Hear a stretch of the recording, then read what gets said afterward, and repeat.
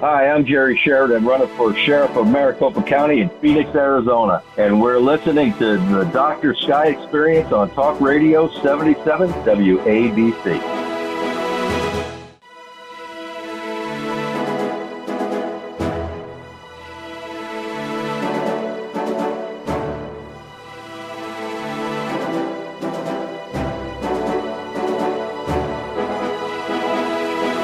Welcome once again, ladies and gentlemen, to the Dr. Sky Experience, proudly heard on Talk Radio 77 WABC, the crown jewel of radio, the iconic 77 Talk Radio WABC, beaming out of New York City, the nation, the world, and I'm sure the cosmos, as we continue to talk about great stories, not only from the world of science, but our special series about American exceptionalism, people who believe in America and continue the cause for truth, justice, and the American way.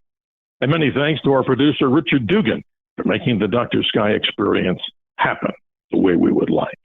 Today, ladies and gentlemen, a very special guest and a personal friend of mine, Jerry Sheridan, former Chief Deputy of the Maricopa County Sheriff's Office, running to become the Maricopa County Sheriff in this election season 2024. And he has lots to say, ladies and gentlemen, not only about his campaign and the need to vote for him, and maybe like sheriffs across the nation, because remember, the office of sheriff of the county is not only one of the most important offices in every county, but one of the most powerful. And let's welcome our special guest, Jerry Sheridan. Good afternoon, Jerry. How are you doing? Great, Dr. Sky. Thanks for that promo. That's pretty awesome. I think maybe some of your listeners would want to know I was born and raised in New York City. Well, Jerry, that's another good reason we have you here. Queens, New York. We're both native New Yorkers. We still love New York City in the spirit of what made us to what we are today. But tell us a little bit more about yourself. You were born and raised in Queens, New York, not far from myself. But tell us the story, because you also have an interesting story that your father proudly served the New York City Police Department for many years and retiring as a lieutenant, if I'm correct. Tell us more about that. That's correct, Dr. Sky. My dad retired as a lieutenant in NYPD in 1976.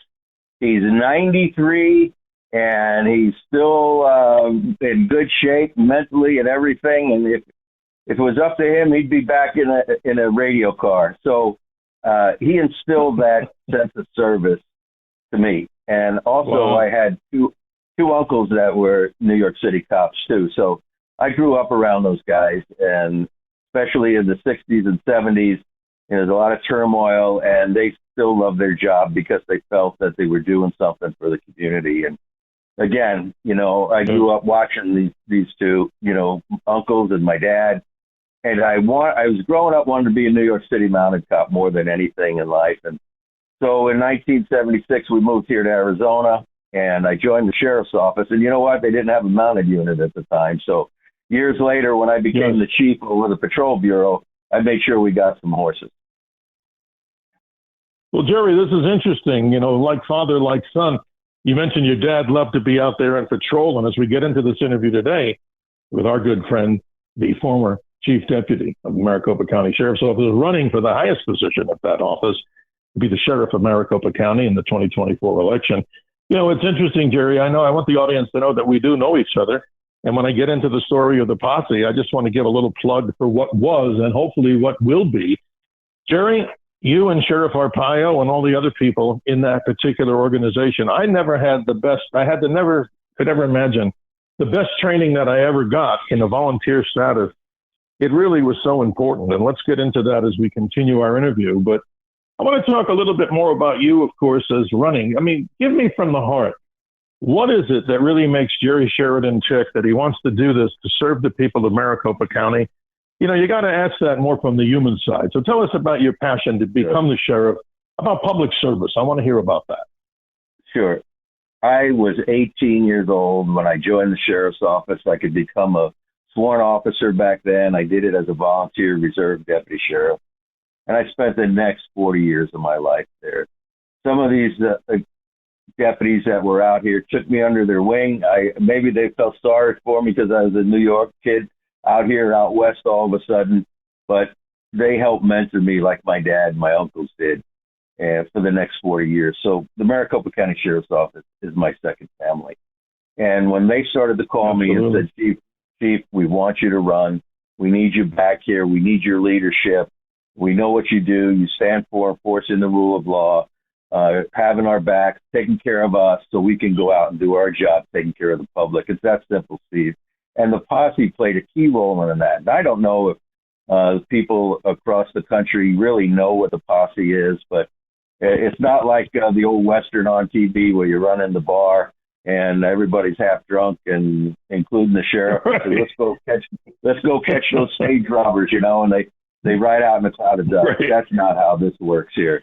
The posse members are dedicated citizen volunteers that want to help their community.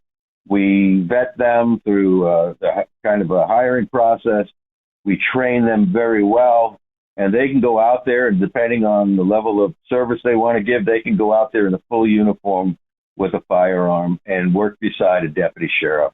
And that's really what the posse is all about. It's helping their fellow neighbors, right? Their fellow citizens for free on their own.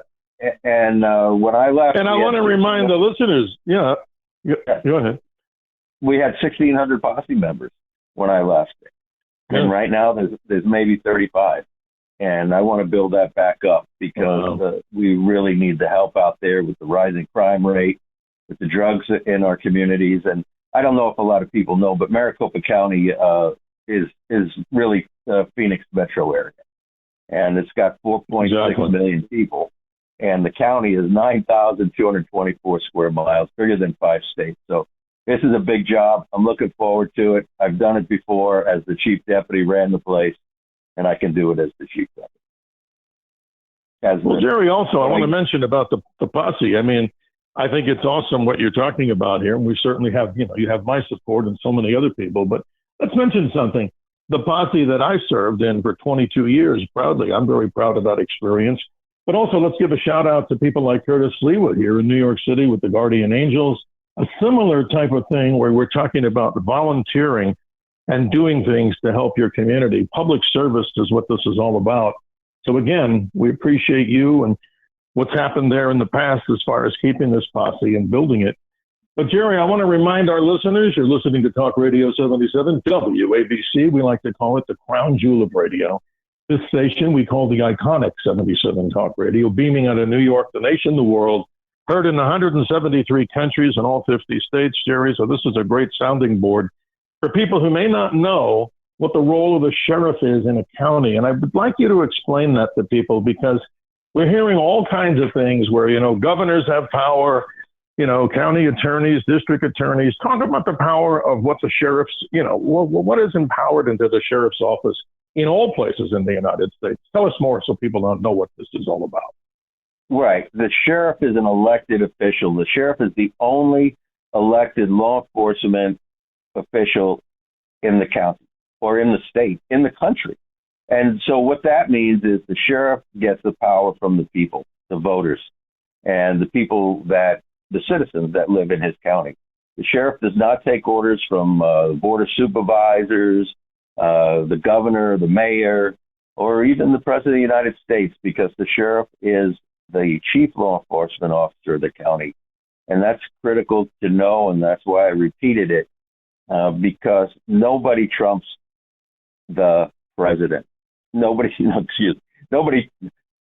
trumps the sheriff in the county. So that gives the sheriff a unique set of powers. For example, when the mask mandates were out there were sheriffs across the country that refused to enforce a mandate. A mandate's not the law. The sheriff's there to enforce the law and protect people's civil rights. That's it. And if you violate those civil rights, the sheriff can step in. And those are the kinds of things the sheriff did across the country. And more sheriffs are waking up to that authority and that power that they have to protect their citizens. Well, Jerry, this is interesting because you know it better, but I'm just reading this off your bio, but I know it a little better than just reading it. You've always loved patrols. You're a deputy who loves to be with the, all the staff out there, the people that are doing the hard work, not just people who are in high-level offices. And that's obviously interesting because the Sheriff Arpaio, wanted to promote you to the chief of patrol. So tell us about your passion for the patrol side of the thing. Like, you're a man of the deputies, both men and men and women who work in these departments. Very difficult things to do. Look at the job police officers and sheriffs have to do today. Tell us more about your passion for patrol. Well, I think that was instilled in me from my uncles, who were patrol officers for most of their career, and so was my dad.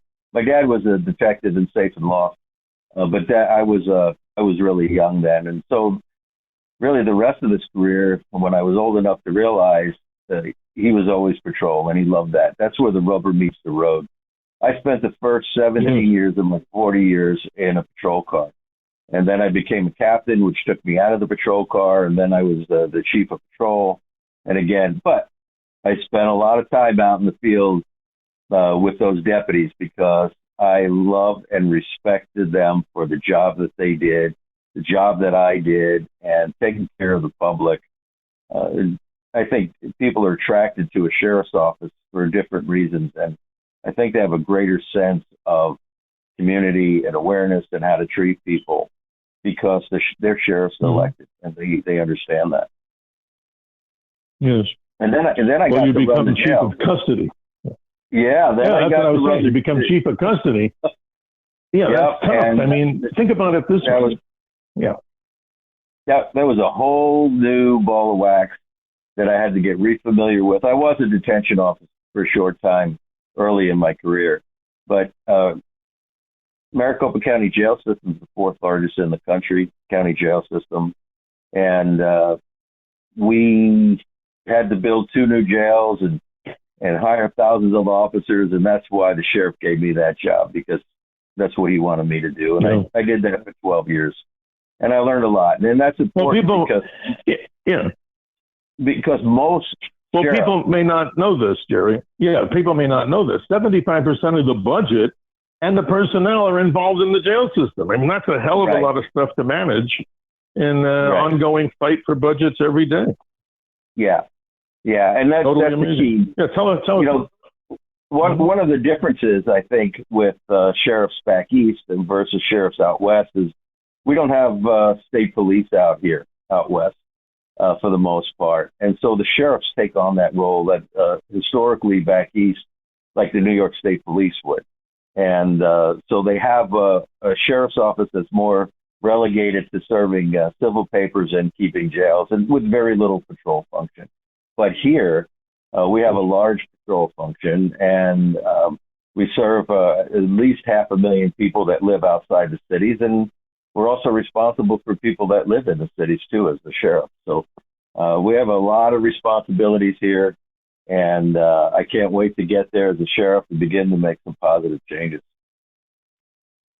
Well, absolutely, Jerry. It's great to have you here. We have so many things to cover in such a short amount of time.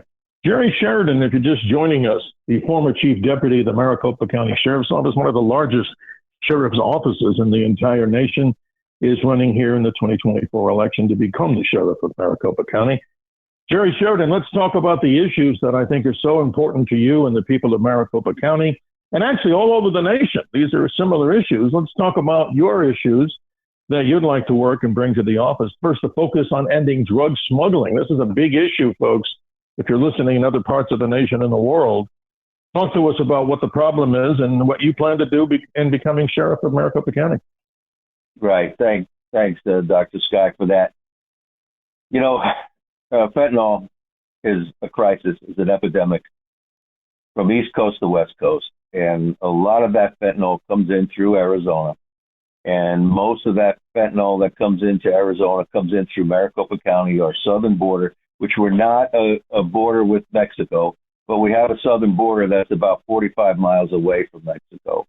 And I had deputies out there in the desert, on top of mountaintops, tracking the cartels, the drugs, the human trafficking, child sex trafficking, all those issues that open borders bring in. And we made a big dent on the amount of drugs that were coming in to not only Maricopa County, but into this country. And when I left in December 2016, those deputies, for some reason, were taken out of the desert, and there's been nobody down there fighting the cartels. And as soon as I get in office, probably that next week, we're going to start getting those deputies trained up together, get them equipped, and get them out there in the desert so we can begin to make an impact on the amount of drugs coming in to our nation, poisoning and killing our kids and our family and our neighbors. So that's the number one issue from a law enforcement perspective that I have. Right. Well, Jerry, there's so many more here, and I'm going basically off things that you, of course, want to support, and so many people would agree, thus hopefully voting for you in this election coming up in November. But obviously, sexual, predators that are out there, human trafficking. I mean, we seem to have such a big problem, not only here in the state of Arizona, but good gosh, all over the country. Tell us what you propose to do. I think you've mentioned some of it before. Yeah, human smuggling, and really what I will focus on is smuggling of children, the exploitation of young people, making them get into prostitution, especially the young females. We have a huge problem here. I'm going to work with Arizona State University and some of their team to help identify some of the victims of sex trafficking in custody in our jail, and help them get out of that lifestyle and prosecute the pimps and the others that are smuggling them to get them into that life of prostitution and really destroying the lives of these young kids.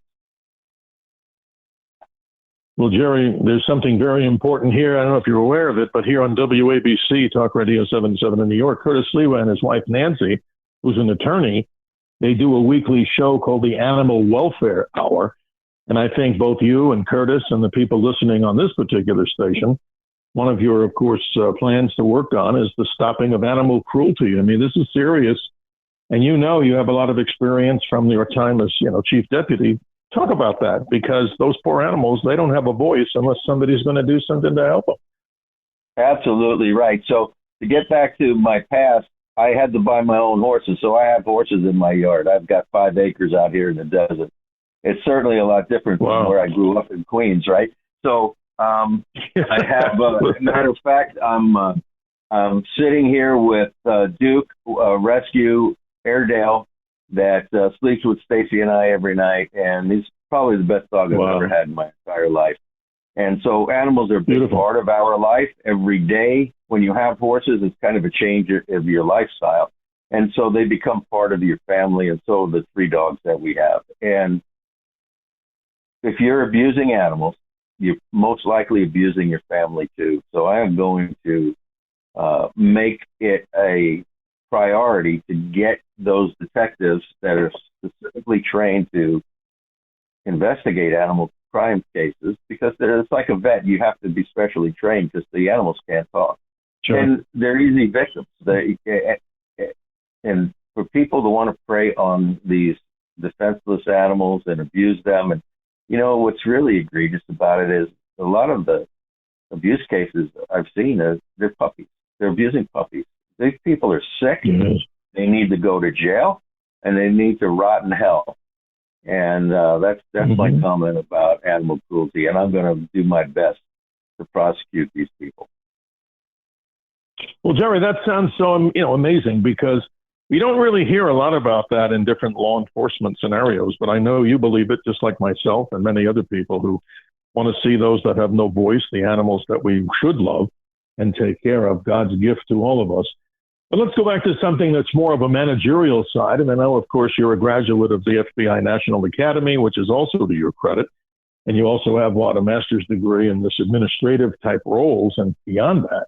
But talk about this in the short time we have you today. Building and rebuilding a sheriff's office, that's a monumental task. So give us some, hints about what you would be doing or will be doing once hopefully elected to this position of sheriff of Maricopa County. Right. There's a shortage of law enforcement officers across this country. My opinion is, my learned opinion after 40 years experience, master's degree, I taught at the College Administration of Justice Studies in various classes for 22 years, is there's a lack of leadership at the top. there's people with no guts that are police chiefs and sheriffs that don't stand behind their men. They cower when things get bad. And that's why I'm running for sheriff, and that's why the people at MCSO asked me to run, is because they know I don't cower. I will have their back. And so one of the ways I'm going to show them that is the stroke of midnight when I become the sheriff of Maricopa County. I'm going to be in my uniform, which still fits, by the way. I'm going to be in my uniform, and I'm going to go to Penny. That's cop talk for in service. And I'm not going to have everybody meet me at the substation or the precinct. I'm going to go out on calls, and from one end of the county to the other, it's going to be a long, probably 16-hour day. I'm going to stop at the jails, and you know what I'm going to tell them all? Something very simple. Just go do your job. I've got your back. Amen. Amen, Jerry. And I got to get into, yeah. I hear you. Just do your job. But I got to get into this, your opinion on what's happening. I mean, look at the denigration of respect for law enforcement across the nation. And now I'll get a little bit partisan here. I mean, when you have a current administration, this is, you go off on the tangent or not. But when you have an administration that's letting illegal people into this nation, I don't hate anybody, nor do you. We had a system of checks and balances. I had many friends who came in from foreign countries, 8, 10 years to become a citizen. Jerry, this is out of control, and we hear about Venezuelan gangs, and we hear about all these other, people. Not every person who's an immigrant is bad, but the problem is we have to do something about it. And for the life of me, I'm not a politician at all. I'm just a person who likes to listen and talk with great people and interview them. But Jerry, I just can't understand it. If we're all forced to pay taxes, and it's like a slap in the face to every American that's working hard when we know people are doing this, getting in and not having to pay anything and getting money. I mean, doesn't that make sense? That's nonsense. And they're trying to make 1 and 1 is 2 to be 1 and 1 is 3. It's insane. Well, here's what scares me. Illegal immigration is way beyond the days where a poor Hispanic guy would come up here and work, and every Friday send the money back to his family to feed his poor family. Those days are long gone, Steve. The people that are coming across this open border are people from countries that hate us. Russia, China, the Middle East. And there is a lot of known terrorists in those groups. And you bet. Absolutely. Venezuela are opening their prisons and sending their prisoners up here. That's the problem we've got today. It's not the poor Hispanic person coming across the border to make, money for their family.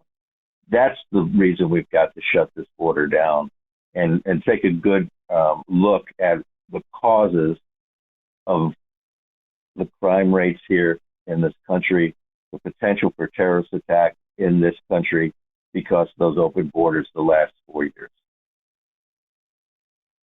Yep. You say it so well, Jerry. And to learn more about Jerry Sheridan, if you'd like to contribute to his campaign, it's never too late, and learn much more about this man who was, of course, the chief deputy of Maricopa County Sheriff's Office, is running for the number 1 position there, to be the sheriff of Maricopa County. Simply go to Sheridan, the number 4 sheriff, 2024.com. That's Sheridan, the number 4 sheriff, 2024.com. As we give all of our guests the last word, what would you like to tell this audience? And remember, Jerry, this is far and wide. They're going on not only New York City, the home of WABC, Talk Radio 77, but around the nation and places around the world. Maybe some people out there have no clue what a sheriff does, but by doing this interview, Jerry Sheridan, you get the last word. What would you like to tell everyone?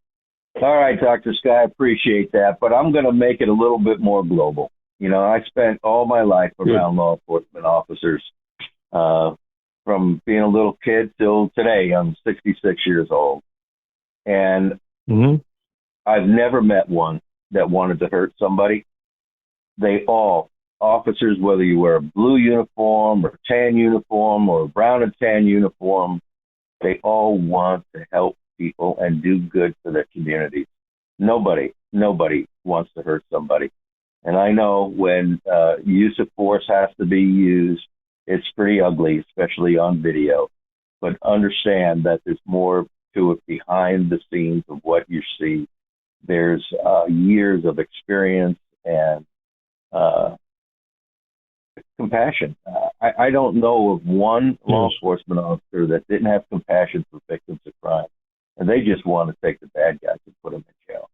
And that's what it's all about, helping our community so we're safe, and our kids are safe, and our families are safe. Well, Jerry, the best of success to you, and please say hi to your wife, Stacy. We appreciate your time here. And ladies and gentlemen, once again, to learn more about Jerry Sheridan, it's Sheridan 4, the number 4, sheriff2024.com. That concludes this, I hope, for everybody listening out there as we do our American Exceptionalism interviews about truth, justice, and the American way, and many who believe in that right to their soul and to the core of their being. You're listening to me, Steve Cates, and Dr. Sky on the Dr. Sky Experience, where Talk Radio 77 WABC, we call it the crown jewel of radio, beamed out of New York City, the nation, the world, and I'm sure what Jerry out into the cosmos, and I'd like to thank our producer, Dr. D. Richard Dugan. Please stay on the line, Jerry, as we go to the hard break at the bottom of the hour, and thank you and great success to you and your family to become the next sheriff of Maricopa County. Thank you.